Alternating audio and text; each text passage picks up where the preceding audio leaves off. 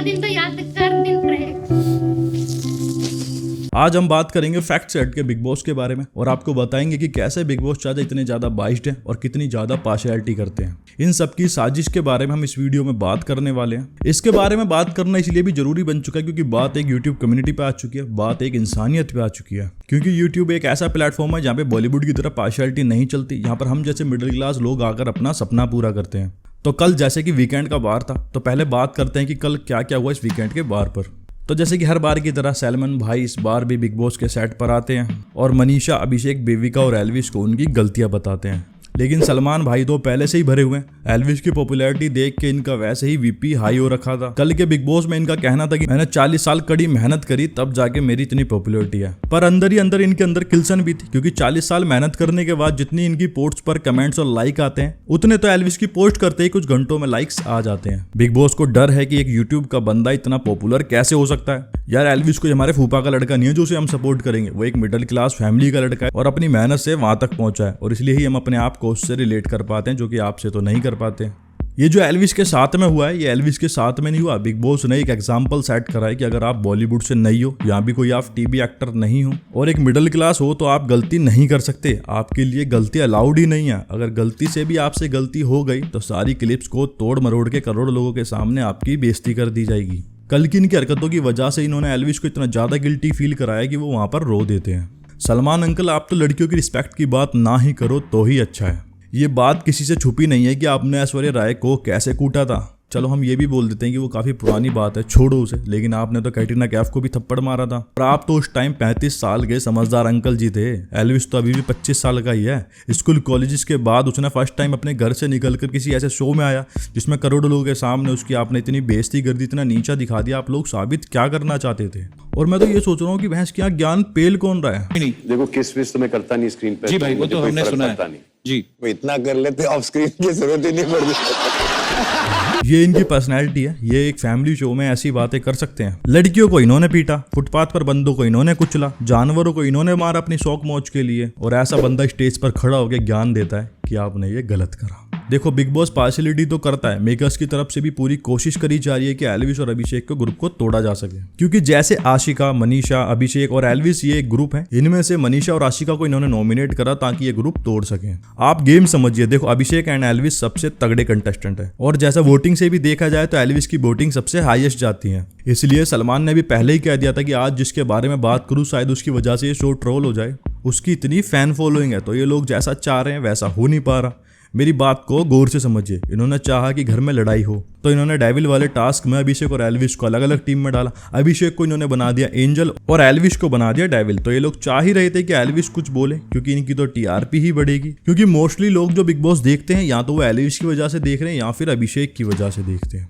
Big boss metre में भी एल्विश ही जीत रहा है। जितना ट्रेंड आज तक सलमान नहीं करा उससे कहीं ज्यादा तो एल्विश और अभिषेक ही कर रहे हैं। मैंने अभी भी ट्विटर खोल के देखा तो उस पर पहले नंबर पर भी एल्विश और दूसरे नंबर पर भी एल्विश ही था।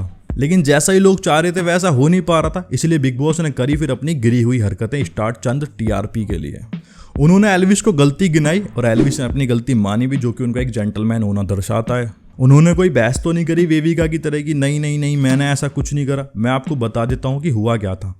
एल्विश ने बेविका के बारे में ग्रुप में बैठ के कुछ उल्टा बोल दिया। आई एग्री करता हूँ कि उन्होंने गलत बोला, बट बिग बॉस का रूल है कि आप किसी को टच नहीं कर सकते। तो यार गुस्से में मुंह से कुछ उल्टा सीधा निकल भी जाता है, तो इसका मतलब ये तो नहीं है ना कि आप लोग उनके घर वालों को बुला के उनकी बेइज्जती कर दो। आज तक कभी ऐसा हुआ है बिग बॉस में? आए दिन बिग बॉस के अंदर गाली गलौज होना बहुत ज्यादा आम बात है, और ये भी बोलना है कि चल तुझे बाहर मिल लूंगा, ये भी काफी आम ही हो चुका है। तो फिर यार किसी एक बंदे को ही विलन क्यों बनाया जा रहा है? अगर आपका शो इतनी सभ्यता वाला होता तो ये जियो सिनेमा पे नहीं आ रहा था, किसी सत्संग चैनल पे आ रहा होता। एल्विश ने गलत बोला तो उसने एक्सेप्ट भी करा। उन्होंने अपनी डिफेंडिंग में एक शब्द भी नहीं बोला, लेकिन स्टिल उनकी मम्मी को बुला के उनके बारे में सब कुछ बताया जाता है। आप लोग ये बात समझ रहे हो कि ये लोग चाहते क्या थे?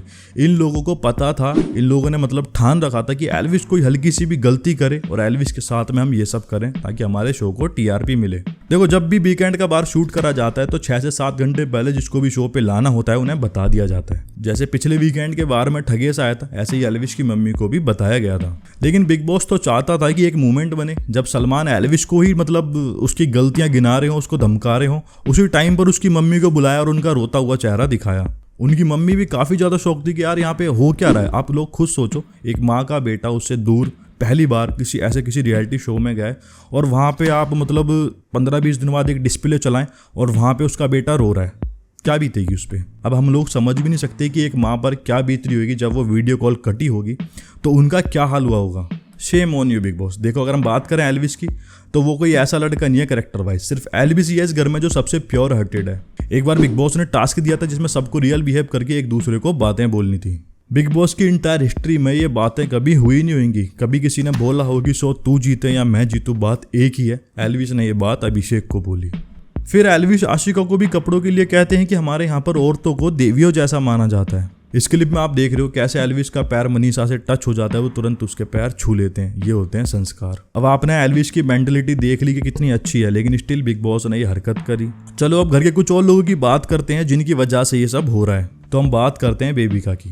बेबिका एक ऐसी वायलेंट लेडी है जिसने मनीषा को 3 बार धक्का दिया और जबकि मनीषा उसे गले ही लगा रही थी और मनीषा रोने भी लग जाती है, लेकिन बेबिका बोलना बंद नहीं करती। ये चीज़ें दिखाती हैं कि एज अ ह्यूमन बीइंग आपका नेचर कैसा है।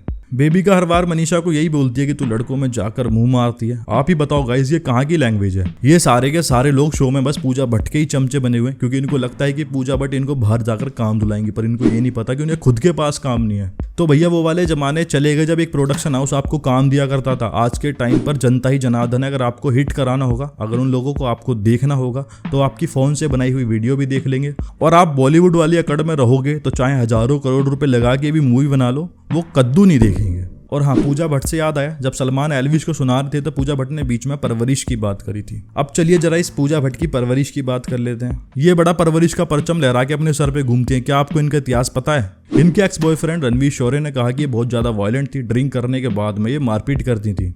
हम इनकी ऐसी हरकतों पर इनको जज नहीं करेंगे क्योंकि हम इनकी तरह नीच नहीं है। पर इनके पिताजी ने इनको लिप लॉक करते हुए फोटो डाली और कहा कि अगर ये मेरी बेटी नहीं होती तो मैं इससे शादी कर लेता। अब यहाँ पर हम जज करेंगे क्योंकि हमारे भारत में बहन बेटियों को देवी का दर्जा दिया जाता है। खैर छोड़ो, भैंस के आगे बीन बजा के कोई फायदा नहीं है। पूजा भट्ट खुद इतनी ज़्यादा बाइस्ड है, इनकी जब जिया से फाइट हुई थी तो ये हाइपर हो जाती है और इनका ईगो हर्ट हो जाता है कि किसी की हिम्मत कैसे हुई इसने पूजा भट्ट से बहस करी। इन्होंने भर भर के जिया को गाली दी, जो कि बिग बॉस लाइव काफ़ी देर तक म्यूट भी रहा था इस चक्कर में। लेकिन जब बिग बॉस एपिसोड की स्क्रिप्ट मिली पूजा भट्ट को जिसमें आपको जिया से सॉरी बोलना होगा कि मैंने एफ बोला, उसके लिए सॉरी, बाकी आपकी सारी गालियां तो हम काट ही देंगे, डोंट वरी। अब आप ही मुझे बताओ कि कौन होती है किसी की परवरिश पर सवाल उठाने वाली। अब इनकी हरकतों की वजह से इनके पिताजी महेश भट्ट को यहाँ पर बुलाया जाए और उनको कहा जाए कि देखो अपनी बेटी की हरकतें, लेकिन इन लोगों की पार्शियलिटी कैसे कंप्लीट होगी। खैर महेश भट्ट को भी इनके बारे में सब कुछ पता ही होगा क्योंकि मूवमेंट तो एल्विस के लिए चाहिए था ना। मेकर्स के टारगेट बस फुकरा इंसान और एल्विस यादव ही तो हैं। और भी काफ़ी लोग हैं जो बहुत ज़्यादा बोलते हैं लेकिन उनको नहीं दिखाएंगे क्योंकि बाइस्ट भी तो बनाना है ना शो को। अब गाइज आपको भी पता लग ही रहा होगा कि क्यों कहा जाता है बॉयकॉट बॉलीवुड, बॉयकॉट बॉलीवुड। इनकी इंडस्ट्री में भी यही हरकतें हैं, इसी वजह से कई लोगों को अपनी जान भी गंवानी पड़ी। बिग बॉस की ये बात बस एल्विस यादव तक नहीं है, ये बात आ चुकी है एक मिडिल क्लास बंदे पे जो अपने सपने पूरे कर कर अपने दम पर वहां तक पहुंचा और ये लोग चाहते हैं कि ये वापस जहां से आया था वहीं पहुंच जाए। लेकिन आज के टाइम की जनता काफी समझदार हो चुकी है, उनको पता है कि कौन गलत है कौन सही है, इसलिए इनके कमेंट बॉक्स में जाके देखो कितनी ज्यादा गालियां पड़ रही हैं। और ये जो फॉलोअर्स की बात बोल रहे हैं कि फॉलोअर्स का घमंड दिखाया, तो आप पूरा बिग बॉस देखोगे तो आपको पता लग जाएगी एक भी बार एल्विस ने फॉलोअर्स की बात नहीं करी। ये बात सिर्फ अभिषेक और मनीषा ने बोली थी। और गाइस जिसके फॉलोअर्स हैं, सपोर्ट है, तो क्या उसको आप ऐसे इंसल्ट करोगे? लेकिन हद तो तब हो गई जब इन्होंने यूट्यूब कम्युनिटी और कंटेंट पर बात करी। सलमान ने कहा कि ये कोई तुम्हारी आर्मी नहीं है, इनको 500 रुपए में फॉलो करने के लिए बोलो, तुम्हें कोई फॉलो नहीं करेगा। और तुम्हारा कंटेंट क्रिंज है, दूसरों की हंसी उड़ाकर आप व्यूज लाने से इन्फ्लुएंसर नहीं बन सकते। कंटेंट ऐसा होना चाहिए जिसमें कुछ सीखने को मिले, कोई मोटिवेशन हो। अब इन लोगों से ये पूछो कि भाई तुम्हारी मूवीज देख के कौन सा IAS बन गए बंदे? राजनीति से दूर रहना चाहिए, हैं? तो पढ़ाई लिखाई में ध्यान लगाओ, IAS बनो और देश को संभालो। ठीक है, अब ये लोग YouTube पर नहीं सिखा रहे कुछ, लेकिन आप तो गुरुजी हो, आप तो सिखा रहे हो। तो गुरुजी आप ये नेताओं के इशारे पर नाचने क्यों पहुंच गए? ओ माय गॉड, हमारे भाईजान को पापी पेट के लिए क्या क्या करना पड़ रहा है। इतने सारे लोग, इतने सारे इन्फ्लुएंसर, इतने सारे यूट्यूबर जो एल्विस को सपोर्ट कर रहे हैं, ये लोग पागल तो है नहीं। ये वही यूट्यूबर्स और इन्फ्लुएंसर हैं जिनके पास अब अपनी मूवी प्रमोट करने के लिए आते हैं। यही नहीं, अभी और सुनिए। और यही नहीं, हॉलीवुड जैसी मार्वल्स की मूवी में आशीष चंचलानी यूट्यूबर को बुलाया गया था। आपको बुलाया? हम लोग आपकी मूवी देखते हैं, इस वजह से आपकी मूवी चलती है, ये आपको याद दिलाने की जरूरत नहीं पड़नी चाहिए। और कोई एक बार इन सलमान भाई को बताओ कि इस शो को अभी तक कोई पूछ भी नहीं रहा था, लेकिन जब से एल्विस आया शो की TRP काफी ज्यादा बढ़ गई है, जिसकी वजह से सलमान की फीस भी बढ़ी है। और फीस कोई शो तभी बढ़ाता है जब वो शो की कमाई होती है। तो शो की कमाई कमाई हुई एल्विस की वजह से और फीस बढ़ी सलमान खान की। लेकिन इसमें कोई बुराई नहीं है, पर इन लोगों को ये बात माननी पड़ेगी कि वो जमाने चले गए कि हम मूवी बनाते हैं तो हम ही हीरो हैं। आज के टाइम पर हीरो वही बनेगा जिसे जनता चाहेगी, और जनता उसी को चाहेगी जिससे वो रिलेट कर पाएगी। तो गाइज मैं आपसे यही कहना चाहता हूँ कि जितना हो सके उतना इस वीडियो को ज़्यादा से ज़्यादा शेयर करें, ताकि ये वीडियो आगे तक पहुँचे और लोगों को पता चले कि हम कैसे फेक लोगों को फॉलो करते हैं और इनको फॉलो करना बंद कर दें। ऐसी वीडियोज़ के लिए सब्सक्राइब करें।